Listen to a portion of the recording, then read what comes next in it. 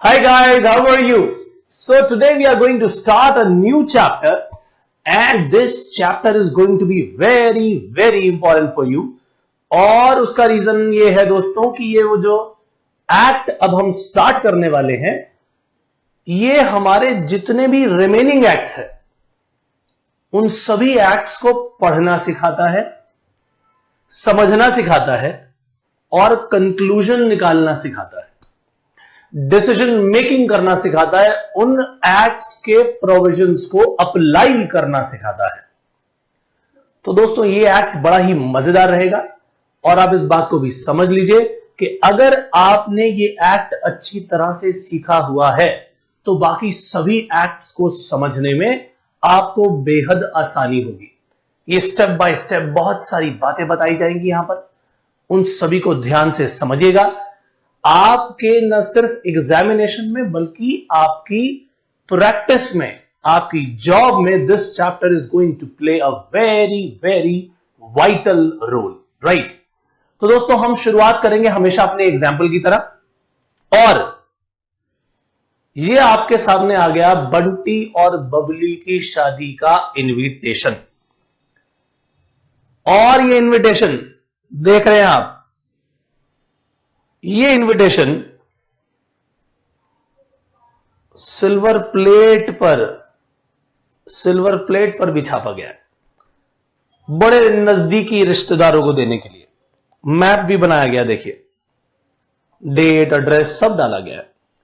और ऐसा ही इनविटेशन बंटी के पिताजी ने बोला कि भाई इसे पत्थर पर एनग्रेव करवाओ और हम इसे अपने घर पर सजा कर रखेंगे। तो दोस्तों इसे स्टोन पर भी एनग्रेव करवा के रख लिया गया। आने वाली पुश्तें देखेंगी ये कार्ड और बाकी सबको बांटने के लिए एक हैंडमेड पेपर का भी इस्तेमाल किया गया कि भाई बाकी सब लोगों को ये कार्ड पहुंचाया जाए, इनविटेशन दिया जाए। और ईमेल भी कर दी गई। ये सारा का सारा कंटेंट जिन लोगों के पास नहीं जा सकते थे उन्हें ईमेल भी किया गया। तो दोस्तों आपने ये देख लिया। अब बताइए फटाफट से इस इनविटेशन को देखकर क्या कंक्लूजन निकलता है? अरे कंक्लूजन सर जी? हां भाई कंक्लूजन की बात कर रहा हूं। क्या समझ में आता है, क्या कंक्लूजन निकला इस इनविटेशन का?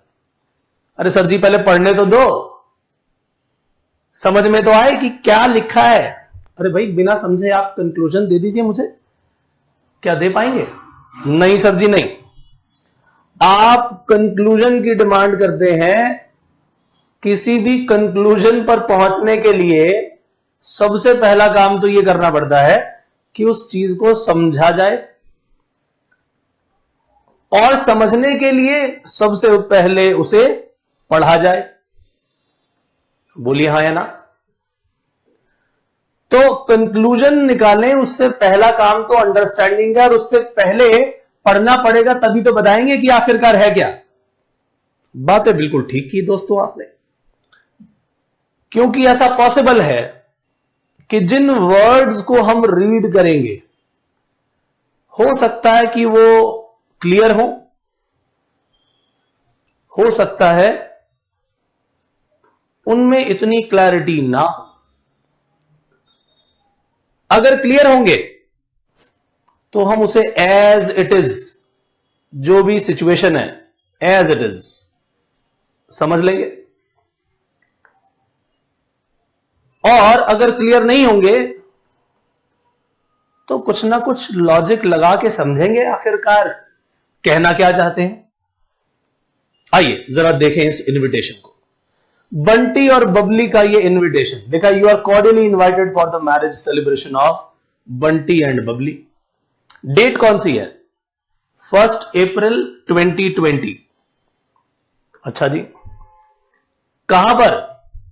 एट फर्स्ट फ्लोर और सेकेंड फ्लोर। बताइए, अभी तक डिसाइडेड ही नहीं है कि फर्स्ट फ्लोर पे होगा या सेकेंड फ्लोर पे होगा। एड्रेस पढ़ लीजिए, ragging hall, टीजिंग street, मॉकिंग road, mischief city, pin code 420।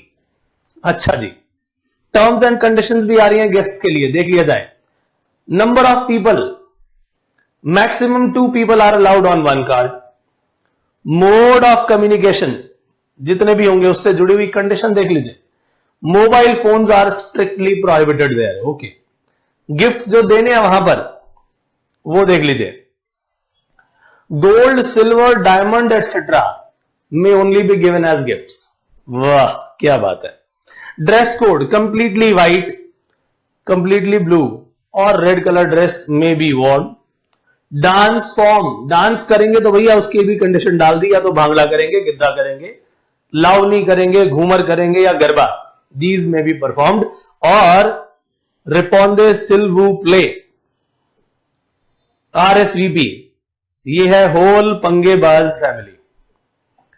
तो जरा इस इनविटेशन को देखिए, इस सोशल इनविटेशन को देख लीजिए दोस्तों। बंटी और बबली के इस इनविटेशन को भी समझने में दिमाग लगाना पड़ रहा है। कंक्लूजन पे तो बाद में जाएंगे, पहले समझे तो सही क्या है, और समझने के लिए पहले पढ़ना जरूरी है दोस्तों। अगर मैं कहूं कि इसमें कुछ ऐसे वर्ड्स हैं जो कि और की बात करते हैं, या तो फर्स्ट फ्लोर पे या फिर सेकेंड फ्लोर पे, यानी यहां पर अगर इस लैंग्वेज को पढ़ा जाए, समझने की कोशिश की जाए, इसका मतलब अभी तक ये श्योर नहीं है किस फ्लोर पे ये शादी होगी। लैंग्वेज को समझने की जरूरत है दोस्तों। Terms and conditions, maximum 2 people are allowed on 1 card. एक शादी के कार्ड पर मैक्सिमम 2 लोग, इसका मतलब ये क्लियर कर रहा है या तो 1 या 2, right, but not more than 2। देखिए एक शादी के कार्ड को पढ़ने में भी कितनी मशक्कत करनी पड़ती है अगर ऐसा कोई कार्ड आ जाए। मोड ऑफ कम्युनिकेशन, आप पर एक प्रोहिबिशन लगाया जा रहा है कि यानी मोबाइल फोन तो दोस्तों ले जा ही नहीं सकते। अच्छा जी, स्ट्रिक्टली प्रोहिबिटेड है। पर्पस क्या है कि कोई कम्युनिकेट ना कर पाए। किसी ने क्या किया, शादी पर पहुंचा, कहता जी मैं तो वॉकी टॉकी लेकर आया हूं। आपने लिखा था मोबाइल प्रोहिबिटेड है, वॉकी टॉकी तो प्रोहिबिटेड नहीं है ना। मैं वॉकी टॉकी ले आया, इस पर बात करूंगा। तो दोस्तों इस डॉक्यूमेंट की, डॉक्यूमेंट ही तो पढ़ रहे हैं, एक इनविटेशन आपके पास आ गया, ये डॉक्यूमेंट ही तो है। रजिस्टर में जो आप नोट कर रहे हैं डॉक्यूमेंट है, किसी को लेटर लिखा ये डॉक्यूमेंट है, कहीं एप्लीकेशन दे दी ये भी डॉक्यूमेंट है। तो ये भी एक डॉक्यूमेंट है, और ये डॉक्यूमेंट क्या बताने की कोशिश कर रहा है कि भैया कम्युनिकेशन आप नहीं करेंगे। और इस डॉक्यूमेंट में इस प्रोहिबिशन को तो बता ही दिया गया, लेकिन लिखा गया मोबाइल फोन केवल सो सॉरी केवल मोबाइल फोन ही प्रोहिबिटेड नहीं है।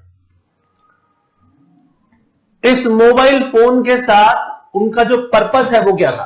पर्पस ये था कि कम्युनिकेशन को ही रोका जाए, और वॉकी टॉकी भी तो एक मोड ऑफ कम्युनिकेशन को प्रोवाइड करता है। बोलिए हाँ या ना?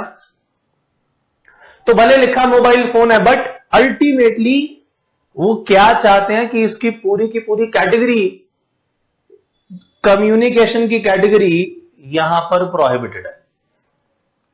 आइए आगे देखें। किसी ने कहा जी गोल्ड, सिल्वर, केवल डायमंड यही देंगे। उसने कहा नहीं, ये जो एटसेट्रा लिखा है ना, जरा इसको भी समझो। गोल्ड सिल्वर है तो भैया उसके जैसी चीज, वैल्यूएबल चीज की बात हो रही है। बोलिए हाँ या ना? इसका मतलब अगर एटसेट्रा लिख दिया तो प्लैटिनम भी एक्सेप्ट कर लिया जाएगा। अगर डायमंड लिख दिया गया भैया, तो इसका मतलब डायमंड के साथ साथ हो सकता है पर्ल्स को भी एक्सेप्ट कर लिया जाए, और इसके अलावा जो वैल्यूएबल जेम्स हैं उनको भी एक्सेप्ट कर लिया जाए।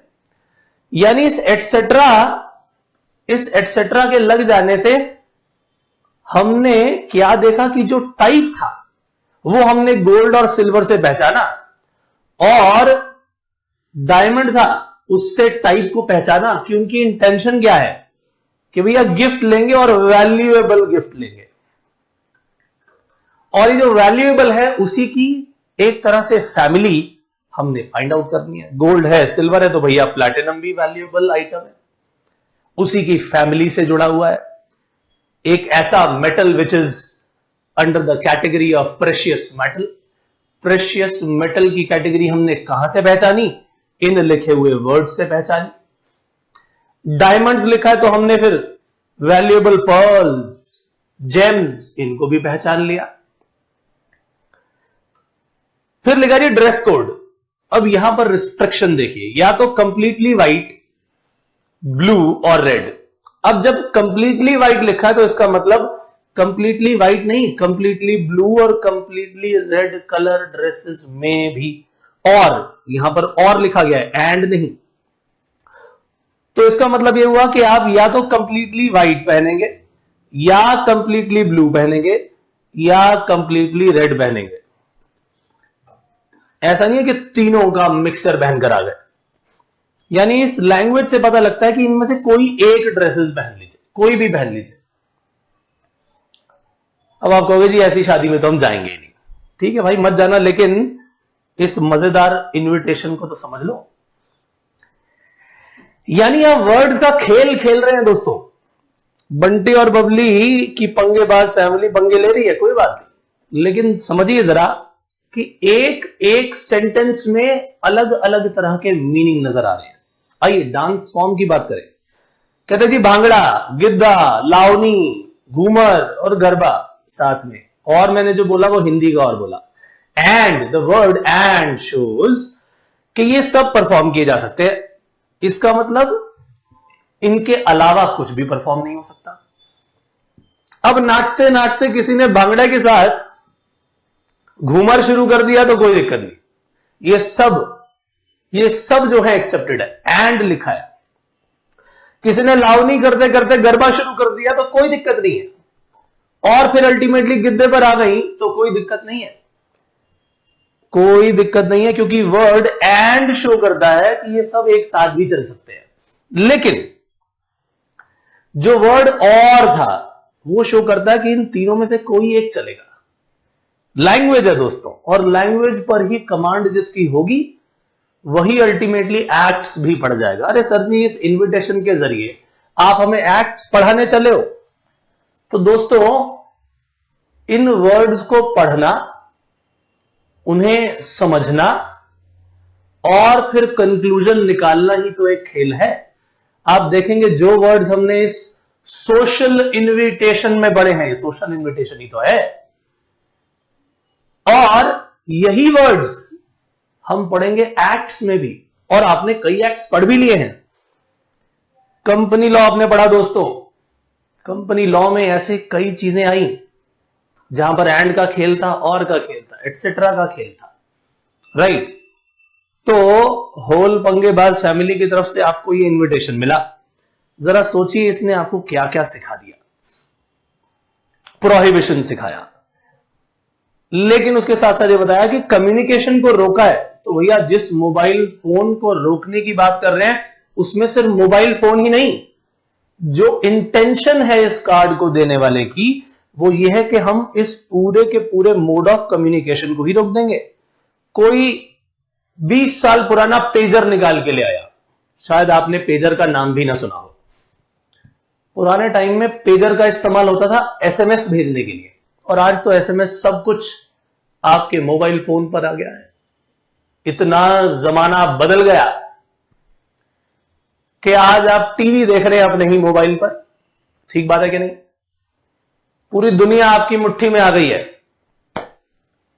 तो मेरे भाई सोचो जरा, वो जो इंडियन कॉन्ट्रैक्ट एक्ट 1872 में बना था, थोड़े बहुत जो भी चेंजेस होते रहे, उस समय अगर उसमें एक ऑफर की डेफिनेशन लिखी थी, या कम्युनिकेशन ऑफ एन ऑफर और एक्सेप्टेंस की डेफिनेशन लिखी थी, उसकी सारी की सारी कहानी जब बताई गई, तो मेरे भाई उस समय क्या यह सोचा गया होगा कि एक समय ऐसा भी आएगा कि व्हाट्सएप के जरिए इमीडिएटली कॉन्ट्रैक्ट हो रहे होंगे? बिल्कुल भी नहीं। वहां तो communication of offer and acceptance में लेटर का एग्जांपल दिया कि उसने लेटर में लिखा और भेजा, भेज दिया मगर पहुंचा नहीं, पहुंच गया मगर पढ़ा नहीं, उन सब के उसमें केसेस लिखे गए। और आज की डेट में देखा जाए तो इस तरह का रिटन कम्युनिकेशन जहां पर पत्र व्यवहार हो रहा है, लेटर के थ्रू आपके कॉन्ट्रैक्ट्स हो रहे हैं, वो तो आज की डेट में दिखता ही नहीं है। स्पीड इतनी बढ़ गई है कि आज की डेट में लोग व्हाट्सएप पर ही कॉन्ट्रैक्ट कर रहे हैं। जी हां, सेल परचेज व्हाट्सएप पर चल रही है। ईमेल्स तो बहुत पुरानी बात हो गई। आप मोबाइल फोन पर ही खरीद फरोख्त कर रहे हैं, खरीद रहे हैं, बेच रहे हैं। अमेजॉन पर गए, फ्लिपकार्ट पर गए, ऑर्डर किया, पैसे गए, आपके घर पे चीज आ जाएगी। कॉन्ट्रैक्ट है। जरा सोचिए, उस समय जब यह लॉ लिखा गया था, उस समय क्या इंटेंशन रही होगी, और आज के हिसाब से हम क्या करते हैं, आज की दुनिया में भी हम क्या करते हैं, उसी एक्ट की इंटेंशन को सोचते हुए उसे अप्लाई करते हैं आज के मोड ऑफ कम्युनिकेशन में। तो दोस्तों क्या किया जाता है, जहां पर पुराने एक्ट्स में ये सब बातें न लिखी गई हो, हम उसकी इंटेंशन सोचते हैं और उस इंटेंशन को यहां पर अप्लाई करते हैं। भले वो चीजें उस समय, उस वक्त जब ये एक्ट बना था, उस सर्कमस्टेंसेस के अकॉर्डिंगली एग्जिस्ट करती थी या नहीं करती थी। तो हर एक्ट में ऐसा होगा कि जैसे मोबाइल फोन का एग्जांपल दिया, तो ये ऑटोमेटिकली कवर करेगा वॉकी टॉकी को, क्योंकि इंटेंशन क्या थी, कम्युनिकेशन को रोकना। गिफ्ट्स की जब बात की और वर्ड आ गया एटसेट्रा, तो उस फैमिली को हम बीच में ले आए जो यहां पर वैल्यूएबल मेटल्स की, प्रेशियस जेम्स की या प्रेशियस डायमंड्स की फैमिली को उठा लाए। तो भैया अगर ये है तो उसके साथ ये भी ऐड होगा, और भी चीजें जो इससे मिलती जुलती हैं वो भी ऐड हो जाएंगी। ये एटसेट्रा इतनी जबरदस्त चीज है। बट उसका इस्तेमाल कैसे हो रहा है, पीछे लिखे गए इन शब्दों के बेसिस पर। ऐसा ही हम लॉ में भी करेंगे। फिर इस और का खेल, तो दोस्तों जब ये लिखा जाता है कंप्लीटली व्हाइट, ब्लू और रेड, यानी ये पॉइंट नंबर 1 है, ये पॉइंट नंबर 2, ये पॉइंट नंबर 3, इनमें से कोई एक, इनमें से कोई एक, यहां पर ये बात हो रही है। तो और का मीनिंग क्या है, कंप्लीटली व्हाइट या फिर कंप्लीटली ब्लू या फिर कंप्लीटली रेड। इसका मीनिंग ये है दोस्तों। उसी तरह जब एंड आ गया तो इसका मतलब ये सब कुछ एक साथ हो सकता है। ये सब कुछ जितनी भी चीजें दी गई हैं को एग्जिस्ट कर सकती हैं। यानी एक व्यक्ति ये पांचों टाइप के डांस कर सकता है एक समय में, चेंज कर करके, लेकिन इन पांचों के अलावा बाकी सबको एक्सक्लूड कर दिया गया, क्लियरली एक्सक्लूड कर दिया गया। और देखा जाए तो एटसेट्रा वर्ड जब यूज किया गया था, उसमें बहुत सारी चीजों को इंक्लूड कर लिया गया जो इस फैमिली से बिलोंग करती हैं। किस फैमिली से, जो ये नाम एटसेट्रा से पहले दिए गए हैं। तो दोस्तों यही चीजें हमने एक्ट में भी पढ़नी है मेरे दोस्त। और मैं आपको ये बता दूं कि आपने जो ये सब किया, ये सब डॉक्यूमेंट के बारे में पढ़ा, तो ये डॉक्यूमेंट चाहे आपने सिल्वर प्लेट पर लिखा था, चाहे आपने इसे स्टोन पर एनग्रेव करवा दिया, चाहे आपने इसे पेपर पर लिखा, चाहे आपने इलेक्ट्रॉनिक मेल में डाल दिया, या फिर आपने इसे किसी मैप की शक्ल दे दी, इस पूरे के पूरे कार्ड में, जो भी आपके सामने ये कार्ड है, इस कार्ड में ये मैप भी एक डॉक्यूमेंट का हिस्सा है। फिगर्स दी गई हैं, देखिए 1 अप्रैल 2020 फिगर्स हैं ये वर्ड्स दिए गए हैं दोस्तों, ये सारे वर्ड्स हैं। तो वर्ड्स हो, फिगर्स हो, मैप हो, किसी भी तरह का कैरिकेचर हो। कैरिकेचर जानते हैं क्या होता है? मैंने अगर किसी का कार्टून बना के कुछ पेश करने की कोशिश की और अपना कुछ उसके जरिए कुछ मैसेज देने की कोशिश की, तो वो कैरिकेचर है। उसी तरह पत्थर पर लिखे जाना, कुछ ऐसे स्टोन्स होते हैं जिस पर लिखा जाता है, उसे लिथोग्राफी कहते हैं। क्या बोलते हैं? लिथोग्राफी। ये सब डॉक्यूमेंट बनाते हैं। तो जितनी भी चीजें हमने पढ़ी, ये डॉक्यूमेंट है। लेकिन सवाल यह आता है, क्या ये लीगली एनफोर्सिएबल है? हमने दोस्तों इंडियन कॉन्ट्रैक्ट एक्ट 1872 में पहले ही पढ़ लिया था कि भैया सोशल एग्रीमेंट्स जो है वो लीगली एनफोर्सिएबल नहीं होते। लीगली एनफोर्सिएबल नहीं होते, यानी ये जो सोशल इन्विटेशन, यानी ये जो कार्ड आप देख रहे हैं, इसमें लैंग्वेज भले ही कुछ लॉ जैसी लिख दी गई, लेकिन क्योंकि ये सोशल नेचर का था इसीलिए लीगली एनफोर्सिएबल नहीं है। तो इसका मतलब ये हुआ कि जब मैं किसी डॉक्यूमेंट की बात करता हूं तो ये एक लीगल डॉक्यूमेंट हो भी सकता है और ये लीगल डॉक्यूमेंट नहीं भी हो सकता। It all depends upon its nature. जो आप अपने रजिस्टर में ये सब कॉपी कर रहे हैं दोस्तों, ये कुछ भी लीगल नहीं है। किसी ने कुछ लेटर लिखा, एक व्यक्ति अपने माता पिता से दूर रहता है और माता पिता को वो लेटर लिखता है, पढ़ रहा हूं जी मैं, अच्छा पढ़ रहा हूं, आपकी बहुत याद आती है, सब बातें लिखी और माता पिता को वो लेटर पोस्ट कर दिया। डॉक्यूमेंट तो है मगर लीगल डॉक्यूमेंट नहीं है। लेकिन लीगल डॉक्यूमेंट भी हो सकता है। आइए देखें कि डॉक्यूमेंट क्या चीज है, क्या क्या उसमें किया गया, आइए देखें और फिर हम बात करें इसमें लीगैलिटी कैसे आएगी। तो भाई इंडियन एविडेंस एक्ट 1872 का सेक्शन नंबर 3 कहता है डॉक्यूमेंट क्या है? एनी मैटर एक्सप्रेस किया गया, डिस्क्राइब किया गया upon any substance. Upon any substance यानी जैसे कि silver, plate, stone, paper, email, ये सब क्या है? ये सब्सटेंस है कोई, चाहे लेटर्स, चाहे फिगर्स या कोई मार्क्स, राइट? और बाय वन सॉरी और by more than one of those means, यानी आपने एक ही बार लेटर, फिगर्स और मार्क्स सब यूज कर डाले। और इंटेंडेड टू बी यूज्ड और which may be used for the purpose of recording that matter. तो रिकॉर्ड करने के लिए तो आपने पेपर का, स्टोन का, ईमेल का, सबका इस्तेमाल किया। तो दोस्तों यही है डेफिनेशन डॉक्यूमेंट की। और डॉक्यूमेंट की डेफिनेशन जनरल क्लॉजेस एक्ट 1897 में भी दी गई, सिर्फ एक चीज ऐड कर दी गई, बाकी सारी डेफिनेशन सेम।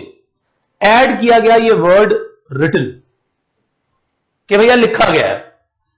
भाई देखा जाए तो एक्सप्रेस करने में, एक्सप्रेशन जो है जरूरी नहीं कि राइटिंग में ही हो, एक्सप्रेशन में सब कुछ आ जाता है। जैसे मैंने कैरिकेचर बताया आपको, किसी व्यक्ति ने एक कार्टून के जरिए एक फोटो बना डाली और उस फोटो के जरिए बता दिया कि वो कर क्या रहा है, कार्टून के जरिए, ठीक है जी। कार्टून के जरिए उसने फोटो बना डाली और उसने अपनी सारी कहानी उस एक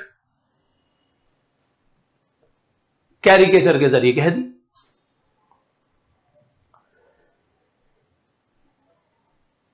तो एक राइटिंग अगर में हो, ये भी डॉक्यूमेंट है।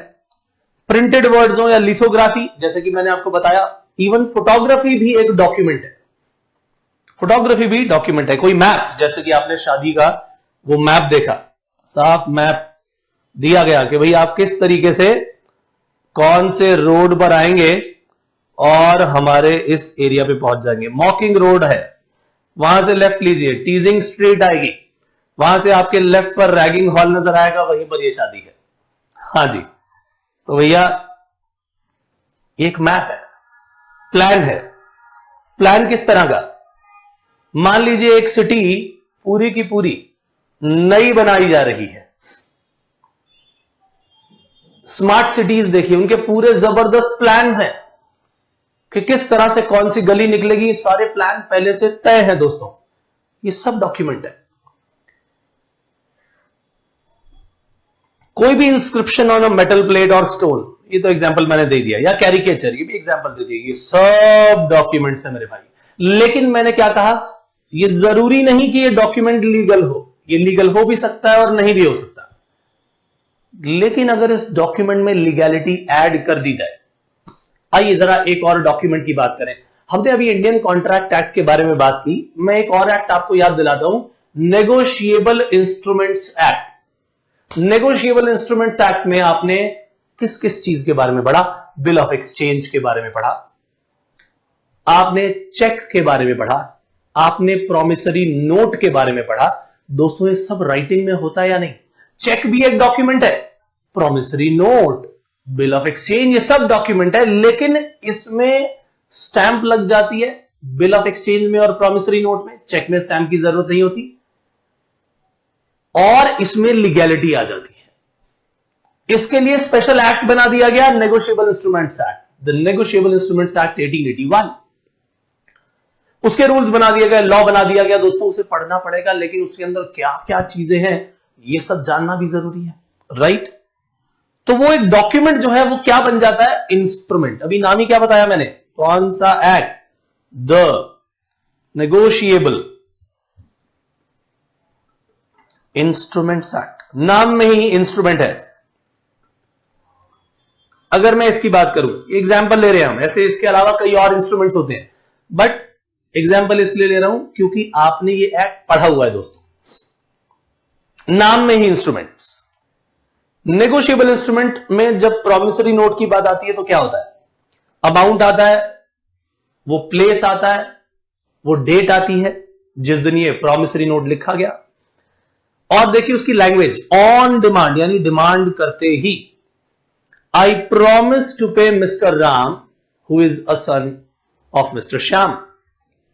ऑफ पंजाब, रहने वाले कहां के हैं, और ऑर्डर, या तो मिस्टर राम को दूंगा ये पैसा, या फिर उनके द्वारा अगर कोई ऑर्डर आएगा कि जी इसको नहीं इसको देना है तो मैं उसको पे कर दूंगा। अ सम ऑफ ₹50,000, ये भी लिख दिया गया लैंग्वेज में, फॉर द वैल्यू रिसीव्ड, जो भी इन्होंने पैसा लिया होगा। तो मोहन जी ने स्टैंप लगा दी, साइन कर दिया कि जी आपसे मैंने वैल्यू रिसीव की थी, कुछ सामान खरीदा होगा, कुछ भी चीज ली होगी, उसके अमाउंट यानी 50,000 रुपए जो मैंने देने थे वो मैं आपको दूंगा, या मैं आपके बताए गए ऑर्डर पर जिसे कहोगे उसे दे दूंगा। इसे देने का मैं प्रॉमिस करता हूं। और ये राम जी के लिए प्रॉमिस किया, एड्रेस लिख दिया गया, आपका स्पेसिमेन देखा प्रॉमिसरी नोट का। दोस्तों एक डॉक्यूमेंट है, ये लीगली एनफोर्सिएबल है, स्टैंप एक्ट अप्लाई हो गया। आखिरकार इसे मैंने एक लीगल डॉक्यूमेंट क्यों कहा और मैंने इसे इंस्ट्रूमेंट क्यों कहा? दोस्तों कोई भी इंस्ट्रूमेंट किसी व्यक्ति के राइट्स को क्रिएट करता है और किसी दूसरे व्यक्ति की लायबिलिटी को क्रिएट करता है। क्रिएट भी कर सकता है, ट्रांसफर भी कर सकता है, खत्म भी कर सकता है। ये सब क्या है? इंस्ट्रूमेंट के जरिए। आइए देखेंगे और पढ़ेंगे। तो भैया अगर ध्यान से देखा जाए तो राम ने पैसा लेना है मिस्टर राम का, तो भैया राइट क्रिएट हो गया। बोलिए हां या ना? इस इंस्ट्रूमेंट ने, इस नेगोशिएबल इंस्ट्रूमेंट ने क्या क्रिएट कर दिया? राइट क्रिएट कर दिया। और मिस्टर मोहन जिसने वादा किया कि मैं आपका ये पैसा दूंगा मेरे भाई, उसकी देनदारी बढ़ गई, उसके लिए लायबिलिटी क्रिएट हो गई। तो किसी ना किसी व्यक्ति के राइट क्रिएट होंगे, किसी ना किसी व्यक्ति की लायबिलिटी क्रिएट होगी। अब जैसा कि हमने ध्यान से पढ़ा, या तो ये मिस्टर राम को पे करेगा, या फिर इसने कहा जी आपके बताए गए पर्सन को, जिसको आप मुझे ऑर्डर दोगे मैं उसको पे कर दूंगा। इसका मतलब ये हुआ कि मिस्टर राम अगर चाहे तो अपना ये राइट, पैसा लेने का राइट, किसी और व्यक्ति को ट्रांसफर कर सकते हैं। इसे कहा जाता है असाइनमेंट। क्या कहा जाता है? असाइनमेंट। तो अपना राइट जब असाइन कर दिया जाए किसी और व्यक्ति को, तो यहां पर एक तरह से ट्रांसफर हुआ।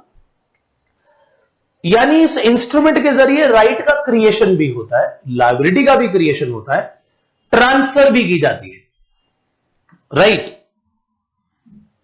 इसका मतलब instruments as per Indian Stamp Act 1899 कहता है हर वो डॉक्यूमेंट, देखिए इंस्ट्रूमेंट भी एक डॉक्यूमेंट ही है, हर डॉक्यूमेंट इंस्ट्रूमेंट नहीं है। क्या कहा मैंने? हर डॉक्यूमेंट इंस्ट्रूमेंट नहीं है, लेकिन हर इंस्ट्रूमेंट एक डॉक्यूमेंट होता है। हर इंस्ट्रूमेंट एक डॉक्यूमेंट होता है।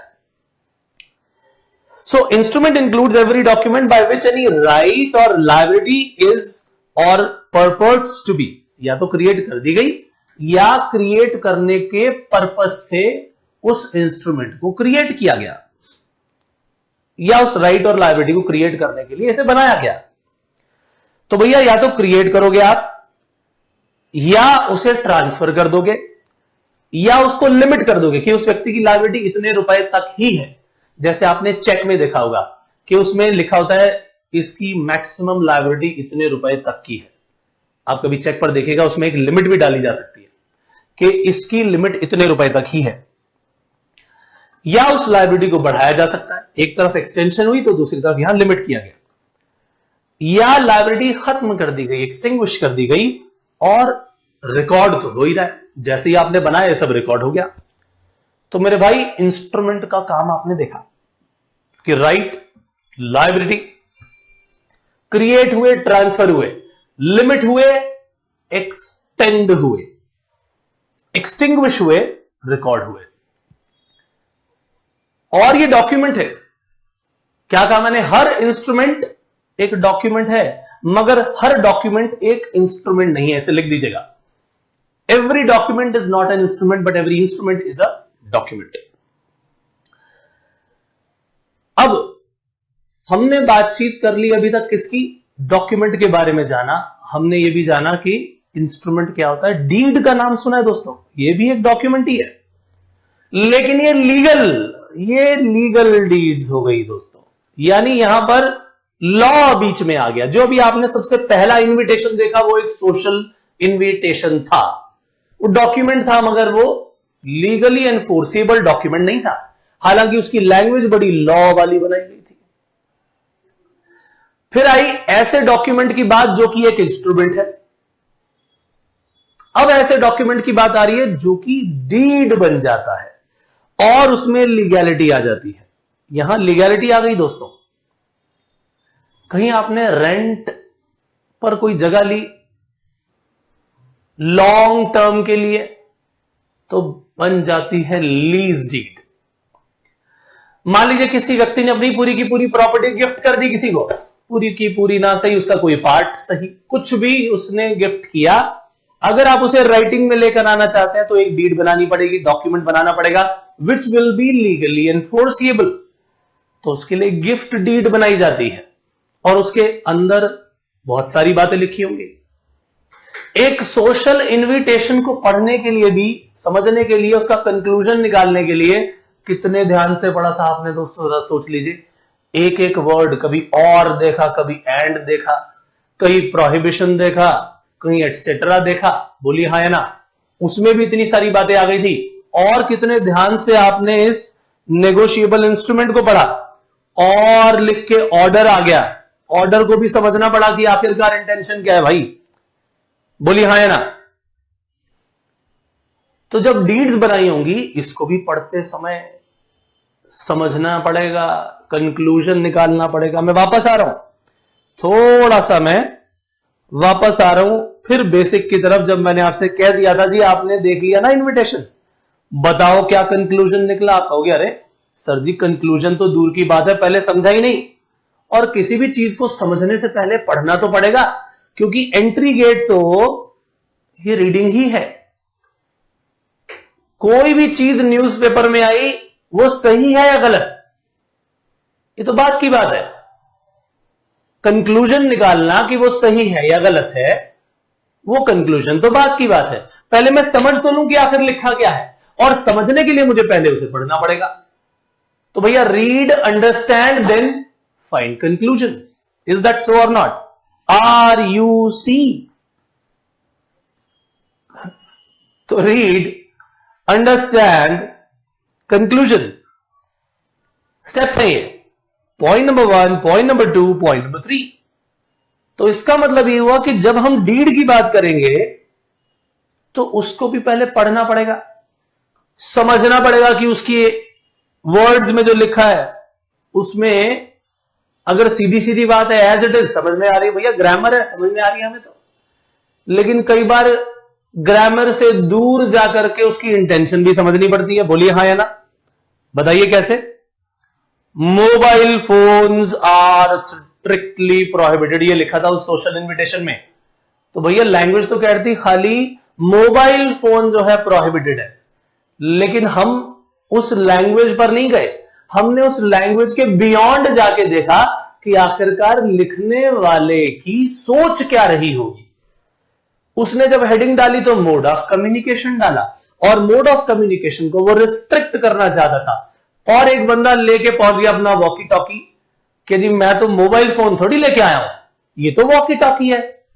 अरे भाई मोबाइल फोन तो लिखा है, खाली लैंग्वेज पर मत जाओ, जरा उस वर्ड के नीचे जाके देखो कि उसकी इंटेंशन क्या है, उस वर्ड के बियॉन्ड जाके देखो कि आखिरकार लिखने वाले ने क्या सोच के उसे लिखा होगा।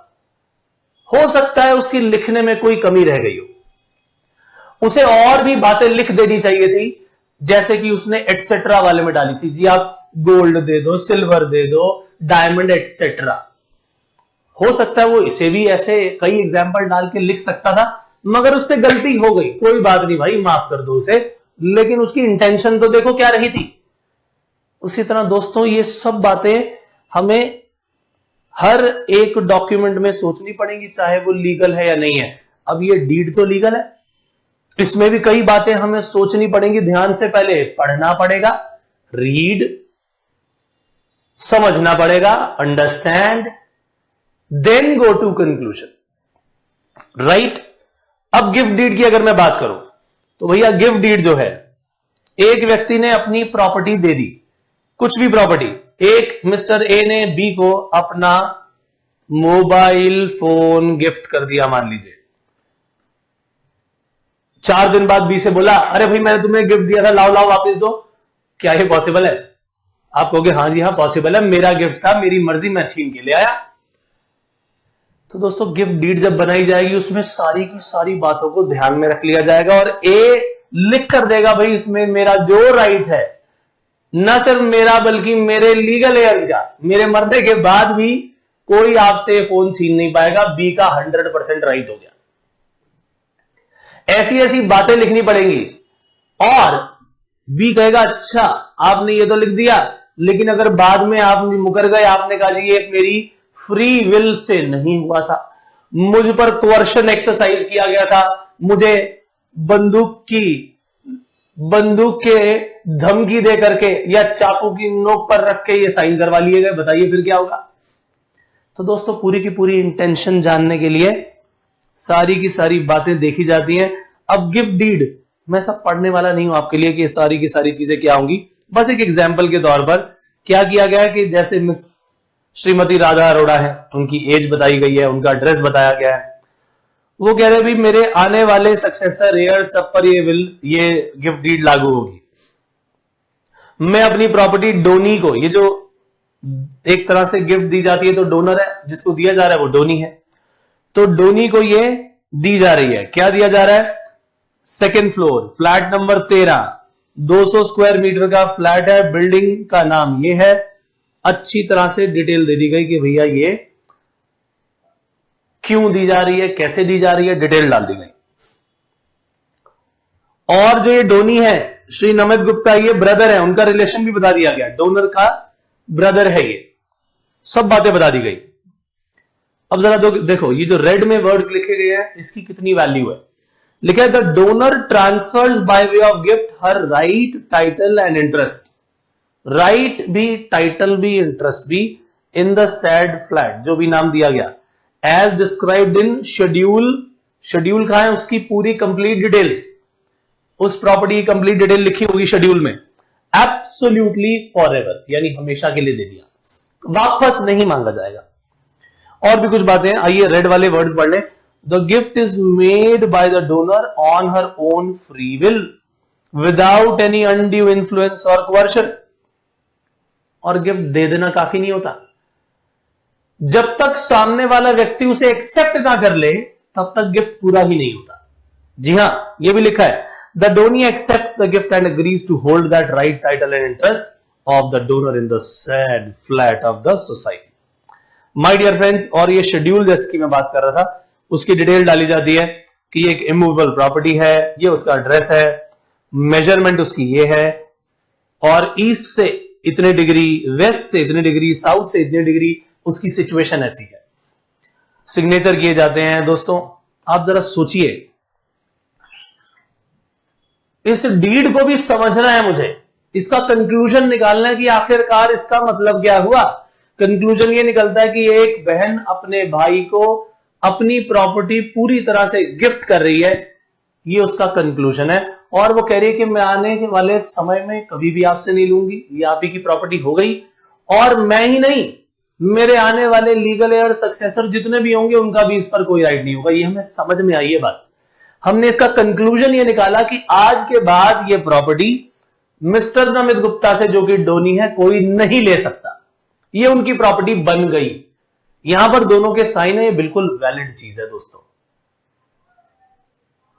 इसका मतलब यह हुआ कि ये हमने जब कंक्लूजन निकाला है तो उससे पहले इस सारी बात को समझा होगा कि आखिरकार ये पूरी की पूरी लैंग्वेज कहना क्या चाहती है। और उससे पहले हमने पहले से पढ़ा, बिना पढ़े तो हम समझ भी नहीं पाए। अब क्योंकि ये बातें सारी सीधी सीधी थी, समझ में आ गई भाई, ग्रामर समझ में आ गई भाई, एज इट इज समझ में आ गई, हमें कोई लॉजिक नहीं लगाना पड़ा। जैसे मोबाइल फोन और वॉकी टॉकी के पॉइंट पर लॉजिक लगाना पड़ा था, जैसे गोल्ड सिल्वर के साथ थोड़ा सा एटसेट्रा जब आ गया था तो लॉजिक लगाना पड़ा था, लेकिन एंड और वाले में कोई लॉजिक नहीं लगाया। Completely white, completely blue, completely red कपड़े पहनो, इनमें से कोई एक। लैंग्वेज पढ़ी, ग्रामर समझी, ओके। उसी तरह से भांगड़ा करो, गिद्धा करो, घूमर करो, लावनी, या फिर और कौन सा हमारा गुजराती डांस, क्या नाम था, हां, तो कुछ भी करो भाई, उनमें से कुछ भी करो, कोई दिक्कत नहीं। वो एंड की लैंग्वेज थी, ग्रामर थी, समझ गए। लेकिन मोबाइल वाले केस में, एटसेट्रा वाले केस में हमने थोड़ा लॉजिक भी चलाया। तो जहां वर्ड्स हमारा साथ छोड़ दे, जहां जो लिटरल मीनिंग है, जो वर्ड्स की लैंग्वेज है, वो सीधी सीधी दिमाग में ना बैठे, कुछ और उसके बियॉन्ड जाके सोचने की जरूरत पड़े, तो दोस्तों हमें वहां पर भी अपना दिमाग चलाना है। फिर चाहे वो कोई डॉक्यूमेंट हो, कोई इंस्ट्रूमेंट हो, या कोई डीड हो, हमें पढ़ना ऐसे ही है। सीधा समझ में आए तो सीधा, नहीं तो फिर लॉजिक लगाएंगे। लीज डीड की भी कहानी कुछ ऐसी है दोस्तों। एक और डीड का एग्जांपल दे देता हूं, आइए देखें। मैं ये प्रॉपर्टी 10 साल के लिए लीज पर जा रही है मान लीजिए, तो लीज देने वाले का, लीज पर लेने वाले का, सबका नाम, जो प्रॉपर्टी लीज पर दी जा रही है उसका नाम, किस डेट पर दी जा रही है। तो जो देने वाला है वो लेसर है, जिसको दी जा रही है प्रॉपर्टी वो लेसी है, और जिस प्रॉपर्टी की बात की जा रही है उसे शेड्यूल्ड प्रॉपर्टी कहा जा रहा है, क्योंकि उसकी डिटेल शेड्यूल में दी गई है। 10 साल के लिए प्रॉपर्टी दी जा रही है, और रेंट बताया जा रहा है कि कितना होगा जी, ये सब बातें उसमें लिखी गई, अमाउंट बताए गए। तो मैं जो इस चीज को लेके आ रहा हूं कि अब शेड्यूल्ड प्रॉपर्टी लिख तो दिया, बट उसकी जो डिटेल्स है वो हमें कहां से मिलेंगी, वो उसके एंड में उस शेड्यूल से मिलेगी। इसी को समझने की जरूरत है दोस्तों। शेड्यूल्ड प्रॉपर्टी बार बार कहा जा रहा है, लेकिन उसकी डिटेल कहां लिखी गई, एंड में। तो जब तक मैं उस शेड्यूल को पढ़ूंगा नहीं, तो क्या मैं उस शेड्यूल्ड प्रॉपर्टी जिसकी सारी की सारी कहानी चल रही है ये, क्या उसके बारे में जान पाऊंगा? क्या उस पर आने वाले जो लॉ के प्रोविजंस होंगे, उनका जो एप्लीकेशन होगा, क्या मैं उन्हें समझा पाऊंगा? बिल्कुल भी नहीं। इसका मतलब इसकी रीडिंग भी जरूरी है पहले। तो भाई 1500 स्क्वायर फीट की प्रॉपर्टी है, उसका नंबर दिया हुआ है, east to west 50 metre, north to south 30 metre, bounded on east by road, west by, पूरा रोड बताया जा रहा है, यानी उसकी पूरी की पूरी सिचुएशन बताई जा रही है कि ये ऐसा प्लॉट है, ऐसी जगह, ये सब कुछ है। तो मेरे भाई साथ में उसका दिन, मंथ, ईयर, सब चीजें जो हैं, सब चीजें बताई जा रही हैं। अगेन वही point, read, understand, then give conclusion. तो दोस्तों आपने डॉक्यूमेंट में, इंस्ट्रूमेंट में, डीड्स में, सब जगह ये 3 चीज देखी।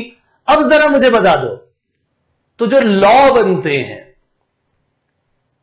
स्टैट्यूट बन जाते हैं, भैया वहां क्या होगा?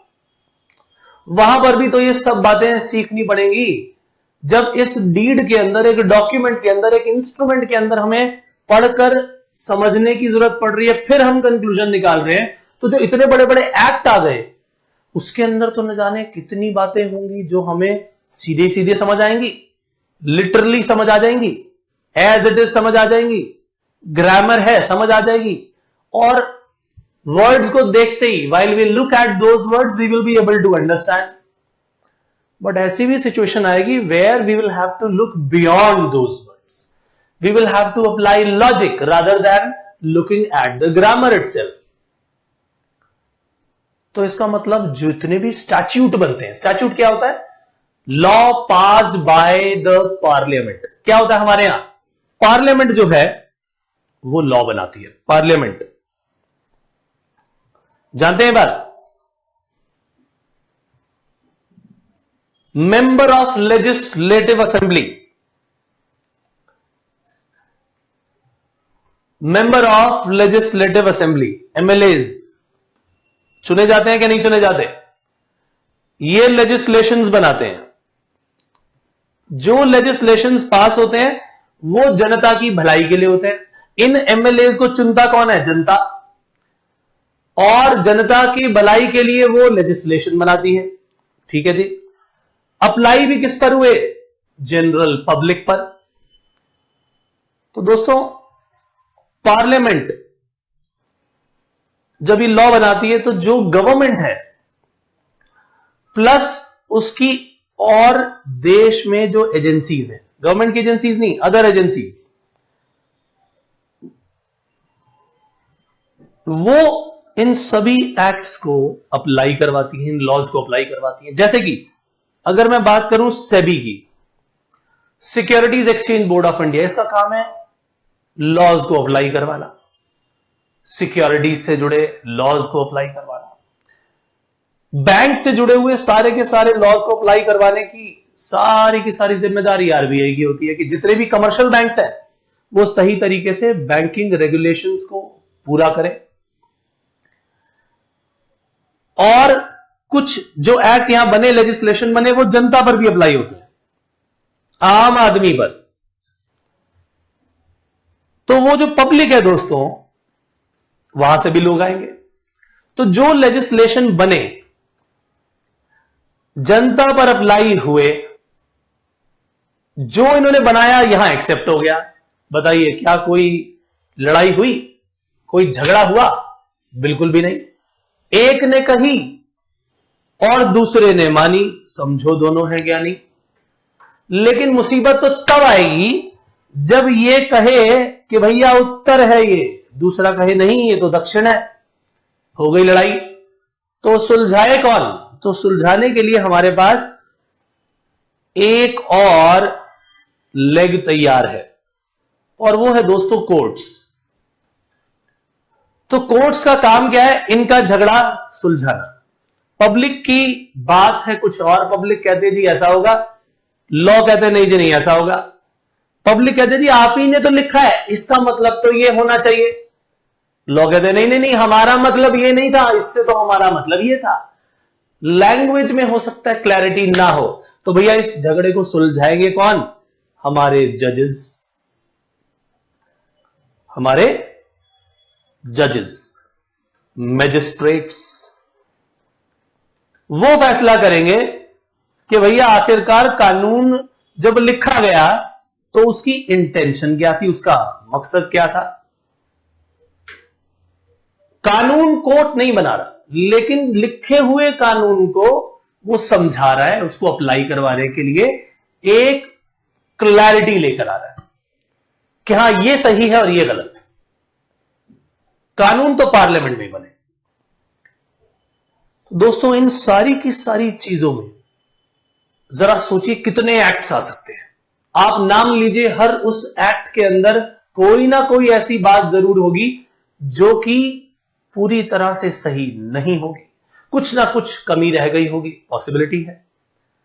तो उस कमी को दूर करने के लिए, उस पूरे के पूरे लॉ को सही तरीके से समझाने के लिए हम कहते हैं कि कोर्ट जो है उस लॉ को इंटरप्रेट करेगा।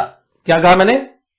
कोर्ट उस लॉ को इंटरप्रेट करेगा, यानी लॉ को, स्टैट्यूट को इंटरप्रेट करने का काम, इंटरप्रिटेशन बोलते हैं ना, उसको इंटरप्रेट करने का काम किसका है? कोर्ट्स का है। कि आखिरकार लॉ में ये लिखा गया है उसका मीनिंग क्या है, और अगर उसकी लैंग्वेज में कुछ क्लैरिटी नहीं है, कुछ एम्बिग्विटी है, तो उसे क्लियर करने की जिम्मेदारी भी किसकी है? कोर्ट की है।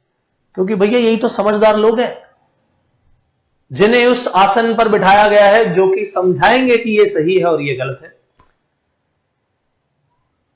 तो मेरे भाई, इन सारे के सारे स्टैट्यूट्स की इंटरप्रिटेशन ही जो है वो हमें करनी है, और हमारे इस चैप्टर का नाम क्या है? Interpretation of statutes. तो मेरे भाई, हम जितने लॉज हैं उनको पढ़ना सिखा रहे हैं यहां पर।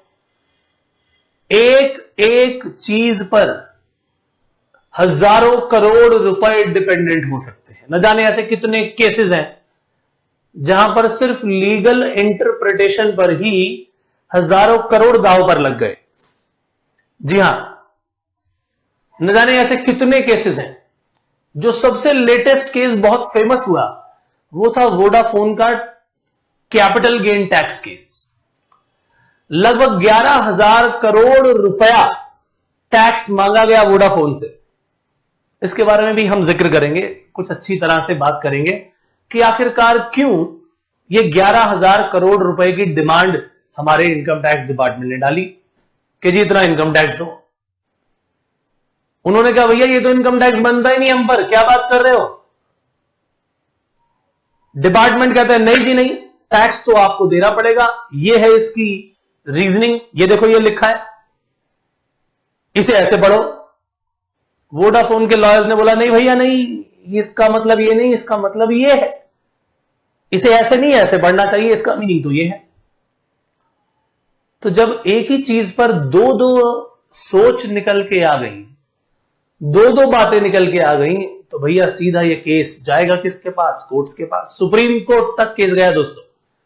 पहले हाई कोर्ट्स में गया, फिर अल्टीमेटली सुप्रीम कोर्ट के पास गया। सुप्रीम कोर्ट ने एट द एंड ये डिसाइड किया कि आखिरकार सही कौन था। और मैं आपको बता दूं कि वोडाफोन ये केस जीत गया और इनकम टैक्स डिपार्टमेंट ये केस हार गया। इंटरप्रिटेशन, स्टैट्यूट की इंटरप्रिटेशन का खेल है दोस्तों। तो आज हमने डॉक्यूमेंट की बात सीखी, हमने इंस्ट्रूमेंट की बात सीखी, हमने डीड्स की बात सीखी, और यह चीज सीखी कि जिस तरह से किसी भी डॉक्यूमेंट, इंस्ट्रूमेंट या डीड को पढ़ने के लिए हमें पहले read, understand and then conclusion निकालना है, उसी तरह से सोचो किसी एक्ट को पढ़ना हो तो इस चीज को करना पड़ेगा या नहीं करना पड़ेगा? बिल्कुल करना पड़ेगा दोस्तों। तो इंटरप्रिटेशन की वैल्यू सोचिए कितनी बड़ी है।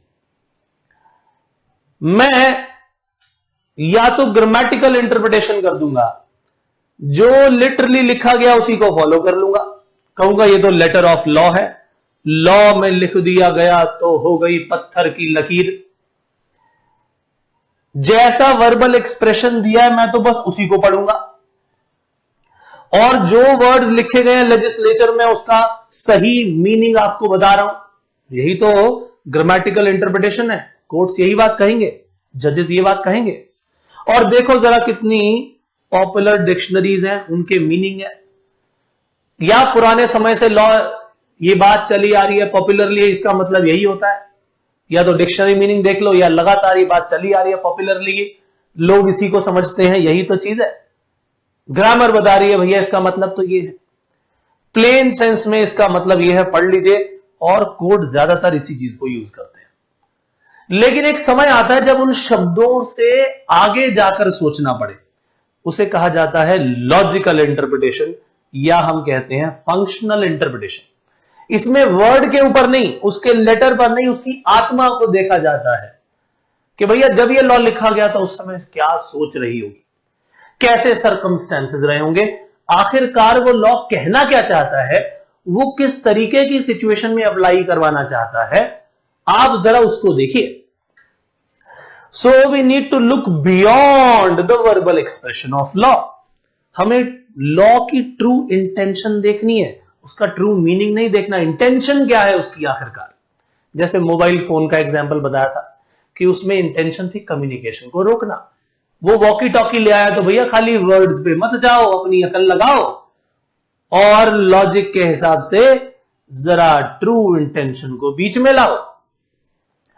तो जरा चेक करो कि किस सर्कमस्टेंसेस में वो लॉ लिखा गया।